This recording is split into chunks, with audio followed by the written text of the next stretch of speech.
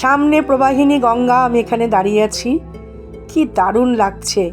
আজকে আমি একটা নতুন জায়গায় চলে এসেছি, সঙ্গে তোমাদেরকেও নিয়ে যাব এই জায়গাটা দেখাতে। কোথায় এটা, কী এর ইতিহাস, কিভাবে তোমরা এখানে আসবে, সব কিছু তোমাদেরকে আমি নিশ্চয়ই বলবো। আমার ভিডিওটা স্কিপ না করে শেষ পর্যন্ত দেখতে থাকো বন্ধুরা। জায়গাটা ভীষণ সুন্দর, খুব নিরিবিলি। হ্যাঁ বন্ধুরা, আমি এসেছি শ্রী শ্রীমা আনন্দময়ী সংঘ। এটা আগরপাড়াতে অবস্থিত।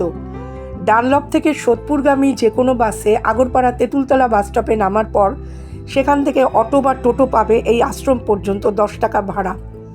ভেতরটা ভীষণ সুন্দর, প্রচুর গাছপালা, শান্ত নিরিবিলি একটা পরিবেশ, খুবই মনোমুগ্ধকর। Welcome back to my channel Swati Samaddar blogs. আমার ভিডিওগুলোকে তোমরা লাইক করো, শেয়ার করো, কমেন্ট করো, সাবস্ক্রাইব করো আমার চ্যানেলটা। দেখো মা গঙ্গার মূর্তি কি সুন্দর। এই আনন্দময়ী মা কে ছিলেন তোমাদেরকে একটু বলি। অধুনা বাংলাদেশের ব্রাহ্মণবেড়িয়া গ্রামে তিনি 1898 খ্রিস্টাব্দে এক ব্রাহ্মণ পরিবারে জন্মগ্রহণ করেছিলেন। ওনার জন্মসূত্রে নাম ছিল নির্মলা কুমারী। পরবর্তীকালে রমণীমোহন চক্রবর্তী নামে এক ব্রাহ্মণের সাথে ওনার বিবাহ হয়।